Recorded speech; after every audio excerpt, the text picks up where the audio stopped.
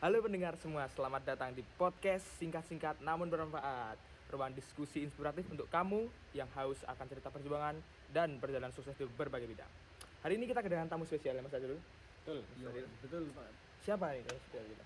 Dosen paling ganteng Di Amikom.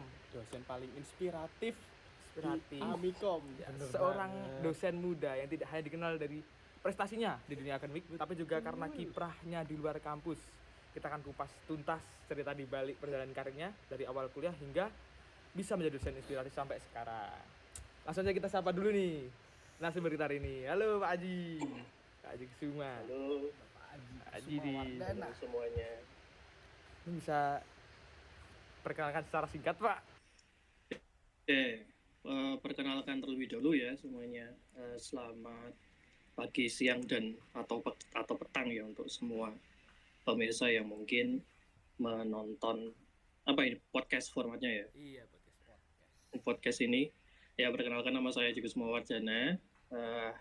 Untuk saat ini saya berkarir sebagai dosen di Universitas Amikom Yogyakarta, di mana saya mengajar di Prodi Informatika S1. Kemudian mungkin lebih ke topik riset saya itu lebih banyak bermain di machine learning, kemudian data engineering, data science, semuanya yang berkaitan dengan teknologi AI itu saya bermain di situ untuk risetnya. Baik. Mungkin itu aja ya perkenalannya. Ya, terima kasih. Sebelum kita masuk ke cerita-cerita suksesnya nih Pak, boleh dong diceritain sedikit tuh apa yang dulu membuat Pak Aji itu tertarik buat masuk ke dunia pendidikan dan akhirnya menjadi dosen sampai saat ini. Oke, sebenarnya ketertarikan di dunia pendidikan itu udah lama saya dapatkan ketika sedang berkuliah gitu kan. Saya kuliah S1-nya di Amikom, kemudian S2-nya di UGM. Nah, ketika di Amikom itu memang saya sudah sering mengikuti event-event akademik, seperti halnya mungkin sudah pernah mengikuti National Conference ketika semester, kalau nggak salah semester 5 di Amikom. Nah, di situ juga karena saya sering terlibat dalam diskusi akademik ya dengan teman-teman mahasiswa yang lain juga, jadi saya juga semakin tertarik ini dengan dunia riset. Yang ternyata tanpa sadar di situ saya pun juga membentuk karakter, membentuk diri dan skillnya di bidang akademik. Nah, kemudian ketika lanjut S2, meskipun ketika S2 saya sempat kerja dulu sebelumnya ya. Nah, itu kan jadi kebagi nih pikirannya antara dua hal, antara saya mau masuk ke akademik atau masih lanjut ke industri. Nah, ternyata makin lama makin saya kaji skill set, kemudian pengalaman dan ketertarikan juga, saya lebih cenderung ke akademiknya. Nah, kemudian jadilah saya kemudian masuk jadi dosen gitu ya. Jadi dosen di Amikom. Gitu. Menarik banget nih ya. Berarti apakah dari dulu tuh memang bercita jadi dosen Pak atau ya tadi ketemu by proses saja gitu? Nah, itu ketemu by proses. Kalau saya dari dulu ditanyain cita-cita saya itu sebenarnya saya nggak punya cita-cita. Jadi mungkin cita-citanya itu kebentuk gitu ya, kebentuk dari support juga dari lingkungan sekitar yang wah kamu kayaknya cocok jadi dosen gitu. Oh ya udah, dari situ saya juga mikir apa iya gitu kan ya. Kemudian menguji diri, coba kanan kiri gitu kan, ternyata emang cocok, ya sudah, berarti udahlah stay untuk jadi dosen gitu. Oke, mungkin sekarang kita bisa masuk ke bagian yang mungkin jarang bisa dilihat oleh orang lain. Nah, sebenarnya apa sih tantangan terbesar yang pernah dihadapi oleh Pak Aji sendiri saat awal-awal menjadi seorang dosen, baik secara profesional maupun secara personal? Oke, kalau tantangan ya sebagai dosen itu pertama kali memang mungkin ini deh.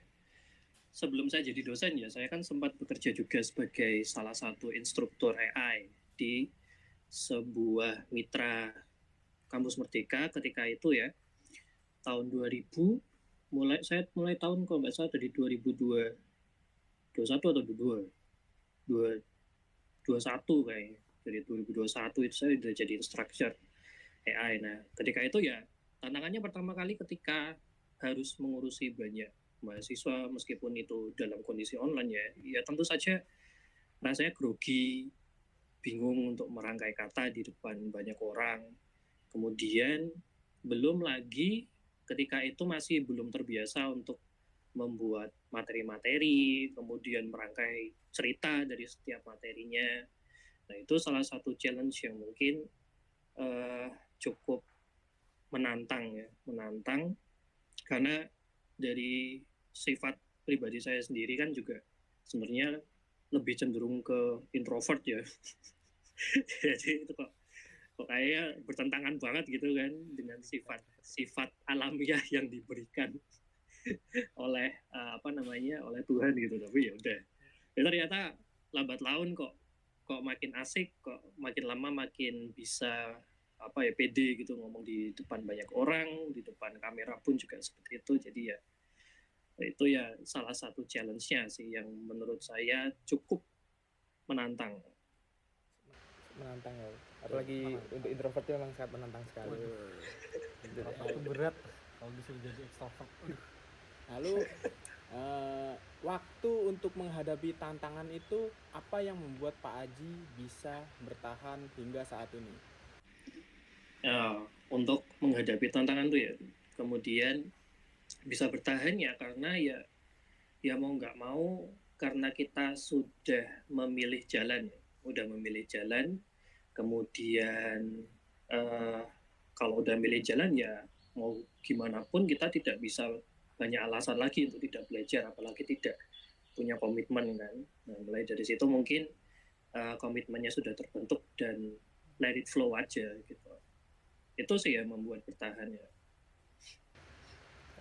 Ngikutin alurnya aja ya itu. Oke. Pasti ada di satu momen yang bisa dibilang jadi turning point ya ketika semuanya mulai berubah.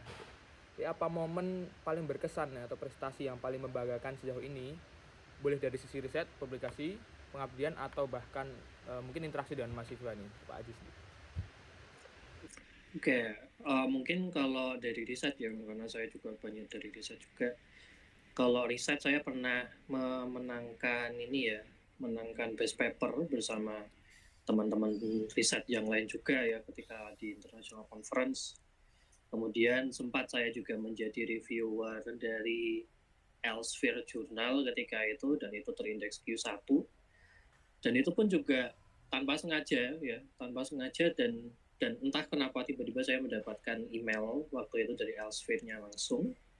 Kemudian kok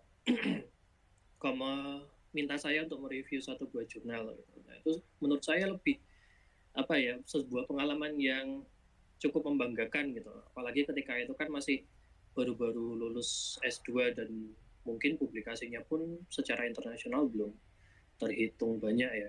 Kemudian langsung bisa dilirik oleh Elsevier itu kan berarti something special gitu. Dari dilihat dari segi paper akademik yang mungkin pernah saya tulis. Nah, kemudian ketika menangkan best papernya itu juga. Nah, dari situ mungkin bisa dikaitkan dengan tadi ya, yang membuat kita bertahan. Nah, yang membuat kita bertahan ketika sedang memanjat tangga karir gitu ya. Itu mungkin ya salah satunya kan apresiasi dari lingkungan juga. Kalau kita semakin banyak mendapatkan apresiasi yang positif, otomatis kita pun juga akan selalu memiliki kepercayaan diri yang tinggi juga untuk menghadapi tantangan-tantangan ke depannya. Nah, itu mungkin salah satu turning point-nya pun juga itu ya. Tanpa sengaja, padahal juga tidak ada ekspektasi bahwa akan mendapatkan banyak atau mungkin ada beberapa penghargaan yang saya dapatkan itu juga nggak ngarep aja.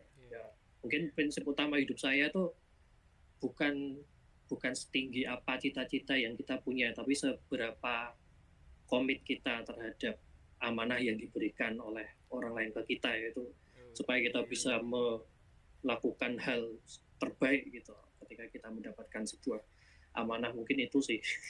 Ya, turning Sangat point.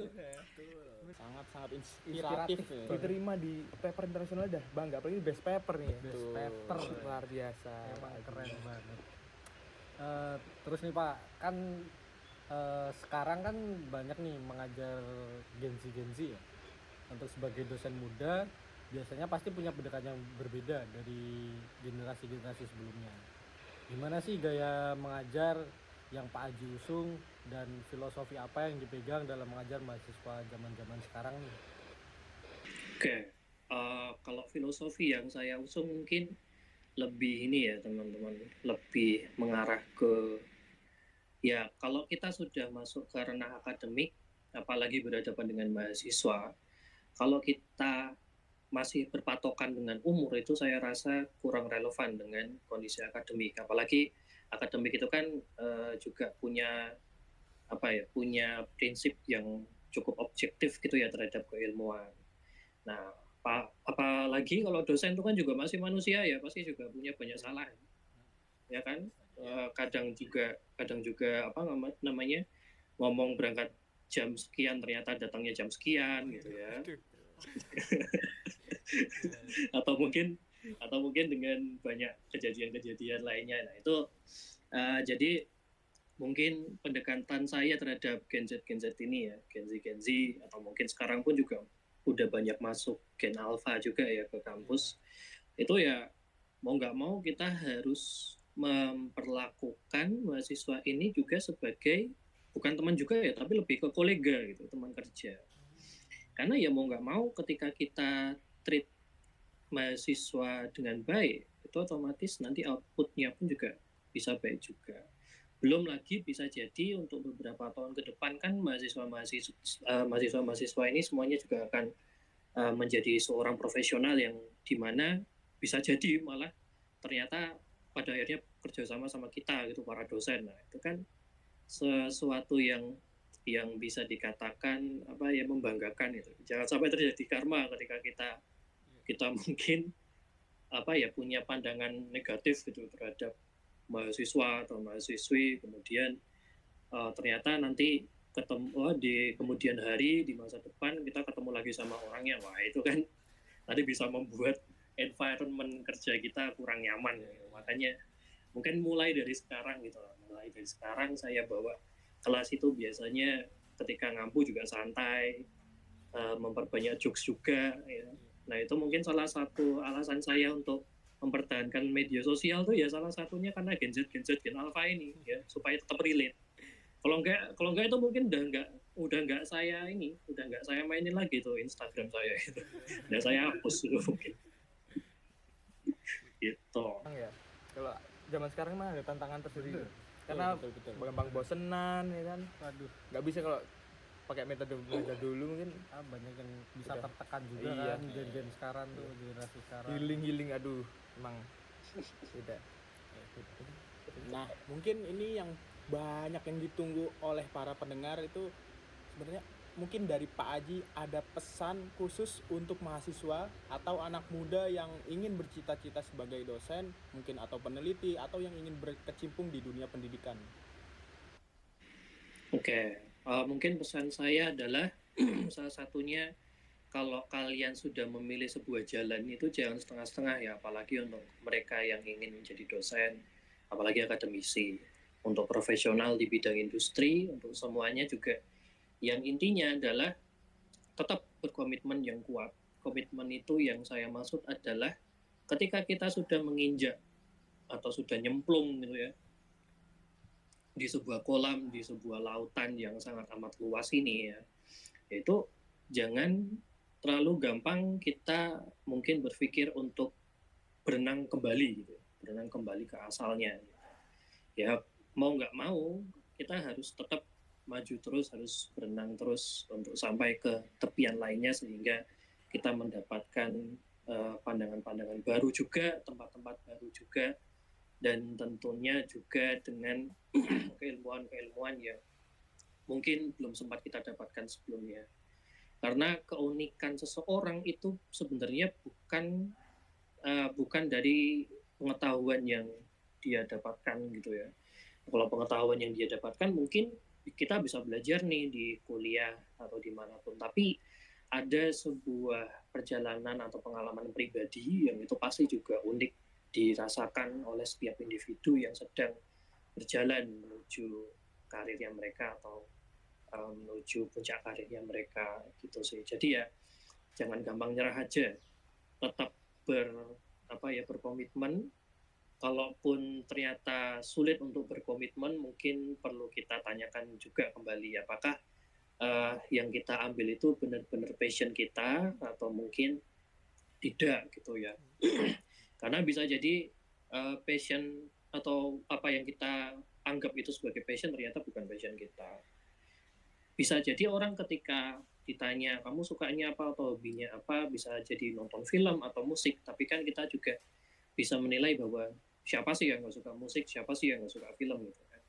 Nah jadi kira-kira apa nih yang membuat diri kita selalu berusaha, selalu belajar hal-hal baru, meskipun itu terasa sulit dan kadang kita mau menyerah, kemudian kita mau balik lagi meskipun dalam kondisi yang sudah cukup desperate gitu ya atau putus asa. Nah itu mungkin yang bisa dikatakan sebagai passion ya, passion kalian. Jadi ya ukur diri sendiri, kemudian tetap realistis dengan kondisi diri juga, gunakan potensi diri yang terbaik untuk berkomitmen untuk maju ke depan ke jenjang karir atau kehidupan yang lebih baik. Seperti itu.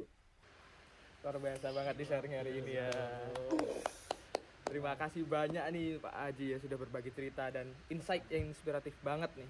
Pesan-pesannya juga sangat mendalam. Iya, yang sangat mendalam banget.